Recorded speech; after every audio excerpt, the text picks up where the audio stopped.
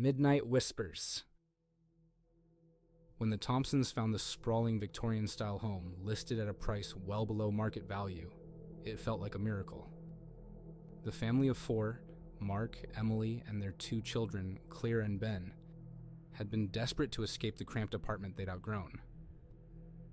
"This is it," Mark had said as they toured the property. The house had been recently renovated, with polished wood floors, sleek modern appliances, and freshly painted walls. It looked nothing like the old, weathered structure Emily remembered passing as a child.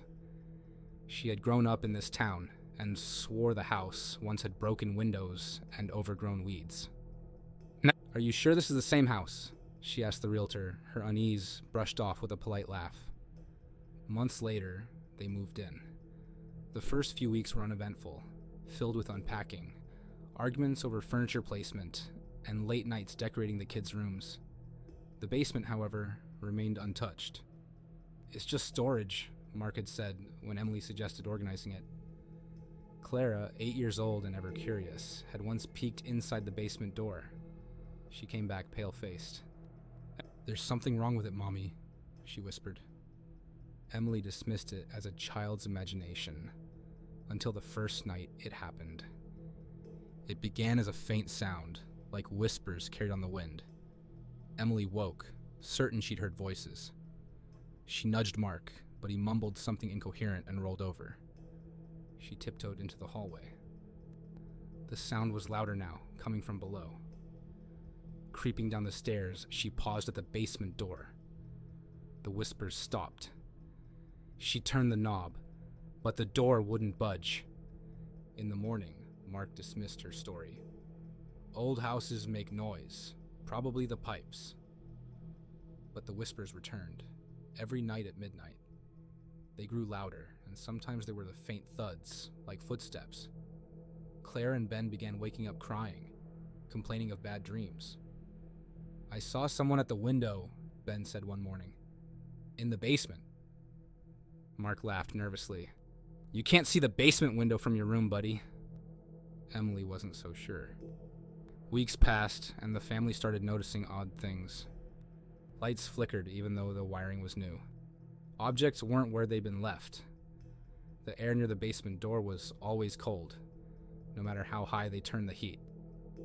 Then there were the dreams. Each of them began dreaming about the house. Not as it was now, but as it used to be, dilapidated and foreboding. Emily dreamed of wandering through its decaying halls, hearing her children call out for help. Mark dreamed of someone, or something, watching him.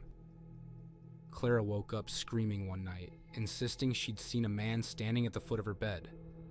"We can't live here," Emily said, pacing the kitchen the next morning. "We don't have a choice," Mark replied. "We put everything we had into this house. We lose too much trying to sell it now."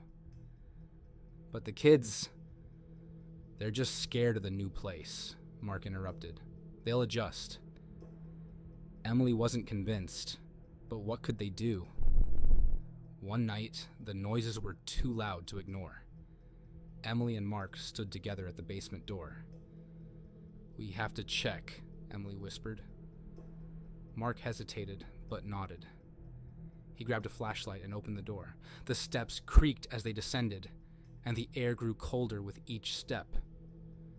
At the bottom, the flashlight beam cut through the darkness, revealing an empty, unfinished basement. The walls were bare concrete, but one corner caught their attention.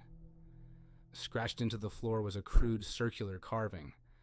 Around it were scattered objects, old photographs, broken toys, and faded scraps of clothing. Emily gasped. She recognized one of the toys. It was a doll she had owned as a child. "I don't understand," she said. "Why is this here?" Before Mark could respond, the whispers began again, louder this time, surrounding them. The flashlight flickered. "Let's go," Mark said, grabbing Emily's arm. They ran upstairs, slamming the door behind them. The next morning, they called a contractor, who confirmed their fears. The renovations had covered up much of the original house, but the foundation and basement were unchanged. The Thompsons were living in the same house Emily remembered from her childhood. The one everyone whispered about. The one where terrible things had happened. Selling the house wasn't an option. They were trapped, financially and emotionally. Mark made the suggestion first. What if we just ignore it? Whatever it is. Emily was appalled, but as the days passed, she realized there wasn't another solution. They couldn't leave. The whispers and footsteps continued. But the ghosts, or whatever they were, never hurt them.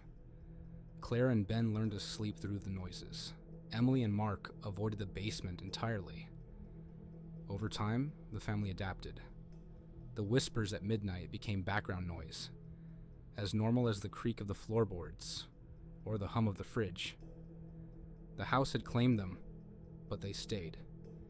It wasn't a happy ending, but it was an ending.